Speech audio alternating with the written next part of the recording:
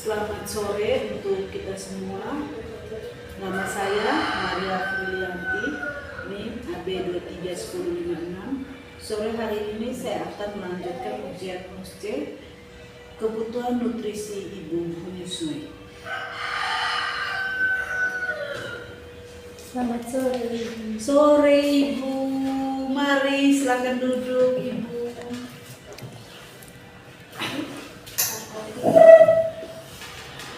Ibu ini kah sudah melahirkan kah? Iya. Pada itu hari masih hamil, sekarang sudah melahirkan ya. Kemudian ibu ini melahirkan berapa hari lalu? 6 hari yang lalu. Ada yang bisa saya bantu? Saya mau kontrol ulang masih 7 bulan 1 dan tanpa anak. Saya bisa minta ini TMS. Ibu nama siapa? Nyonya S. Umur berapa ibu? 30 tahun. Ibu sudah besar, ibu di fase sekarang. Ibu ada pantangan makanan kah di rumah? Iya. Oh itu makanya ibu udah cari apa semua itu. Nanti saya akan ini itu pengaruh nutrisi ibu yang ini nutrisi yang tidak untuk ibu menyusui itu kan beda dengan nutrisi untuk ibu yang bukan menyusui. Tapi nanti saya periksa dulu ya ibu.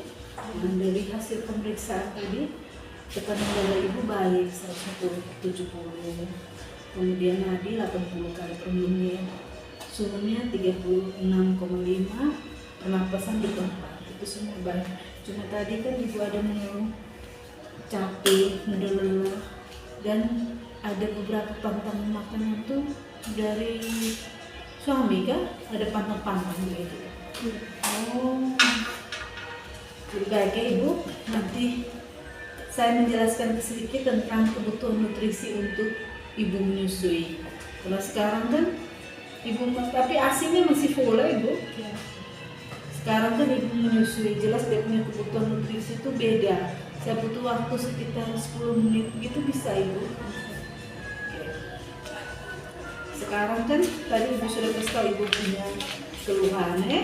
Kemudian ibu pernah dengar tentang kebutuhan nutrisi untuk ibu yang habis melahirkan? Belum pernah dengar. Waktu melahirkan juga belum pernah dijelaskan. Oh baik sudah. Jadi manfaat nutrisi ibu untuk ibu melahirkan itu, untuk ibu setelah melahirkan itu supaya ibu punya kebutuhan nutrisi itu bisa terpenuhi. Kemudian itu kan bukan ibu sendiri tapi sudah ada bayi. Jadi juga untuk tumbuh kembang bayi, kemudian untuk mencegah jangan sampai ibu anemi atau kurang darah dengan malnutrisi pada ibu tersebut. Malnutrisi atau kekurangan gizi pada ibu yang melahirkan. Kemudian untuk kebutuhan ibu yang setelah melahirkan atau kami sebutnya dengan ibu nifas, 6 bulan pertama itu terjadi penambahan yang sangat besar. Sekitar 500 kalori lah per hari. Jadi gizinya sangat banyak dan kebutuhan itu bukan saja satu. Jadi ibu makanannya beraneka ragam. Jadi ada karbohidrat, ada protein, ada vitamin, mineral. Jadi protein itu ada protein hewani, nabati, kemudian sayur, buah. Karbohidrat itu bisa dari nasi, mie, jagung, kentang seperti itu. Kemudian selain itu ibu butuh fungsi dan jenis makanan sumber vitamin A. Nah, fungsi vitamin A itu untuk meningkatkan kandungan vitamin A dalam ASI. Nah, ibu dapat kapsul toh waktu yang habis melahirkan dikasih kapsul yang untuk kasih habis melahirkan langsung minta ibu kasih pisah. Kemudian sumber makanan vitamin A itu ibu bisa dapat dari kuning telur, hati, mentega, dan sayur-sayuran. Bisa warna hijau atau warna kuning itu seperti wortel, tomat, dan mangga.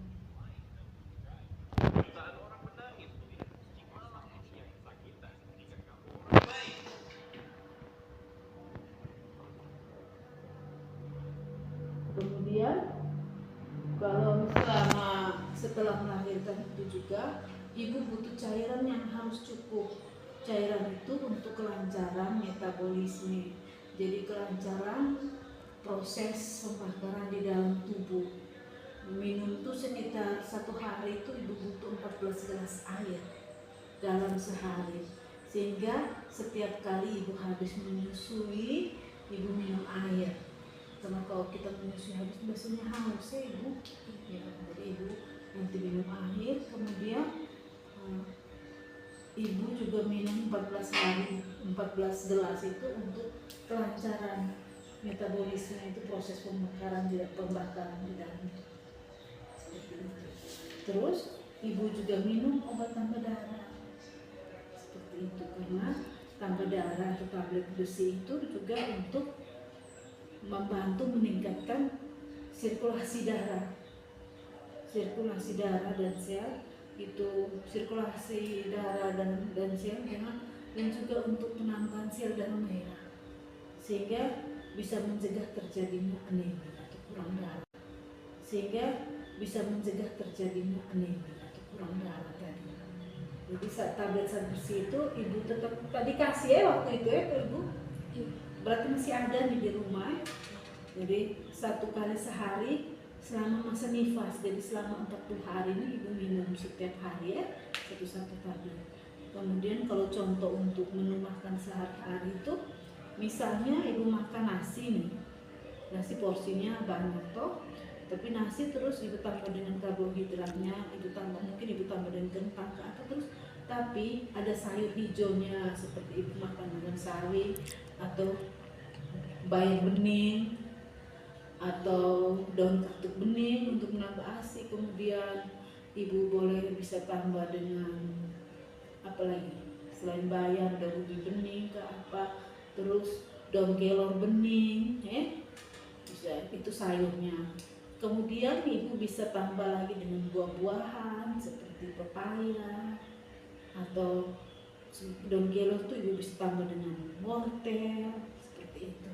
Kemudian lauknya itu ibu bisa makan ikan, terus mungkin ibu kepingin makan dengan tempe seperti itu ibu, atau makan daging atau telur, ibu tambah dengan tahu. Tetapi ibu jangan makan satu jenis saja. Misalnya ibu hanya mau makan nasi terus tambah dengan kentang. Nah, nasi dan kentang ini sudah sama-sama karbohidrat seperti itu, sehingga makanannya itu beraneka ragam. Di sini mengerti ibu? Kemudian kalau masa nifas begini, nanti ibu kasih tahu ibu suami ya. Nah, ibu punya suami sudah dengar. Dia pantang makanan toh. Nah, pantang makanan kalau ibu menyusui itu tidak boleh. Ibu harus banyak makan karena bukan hanya untuk ibu. Nutrisi itu juga nanti kan ibu menyusui bayi nih. Nah, itu dia bergantung dari nutrisi ibu tadi. Jadi kalau pantang seperti pantang telur apa itu sebaiknya tidak boleh. Nanti ibu sampaikan juga pulang sampaikan di keluarga di rumah Kemudian nanti setelah jelaskan ini ibu mengerti. Nah, contoh menu makanan tadi yang bagaimana? Seperti daun kelor, Terus apa lagi? Makan apa lagi? sayur bayam bening, Nah, itu sayur. Terus karbohidratnya apa? telur, Kalau proteinnya? telur. Protein hewani Iya. Kalau makanannya itu boleh aneka ragam atau tidak boleh? Boleh beraneka ragam. Ibu butuh minum air berapa gelas? 14. Per hari. Butuh tambah darah atau tidak? Saya butuh tidak itu vitamin. Sampai ini nanti ibu kembali lagi ke sini Ini kan hari ke-6 berarti adik sudah 6 hari ya. Jadi nanti 6 hari ibu datang Setelah itu kalau misalnya dalam perjalanan waktu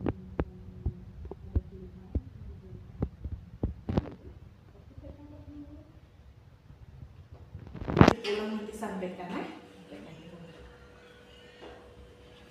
Baik ibu, ini jangan lupa obat di rumah nanti sampai habis Hati-hati di jalan.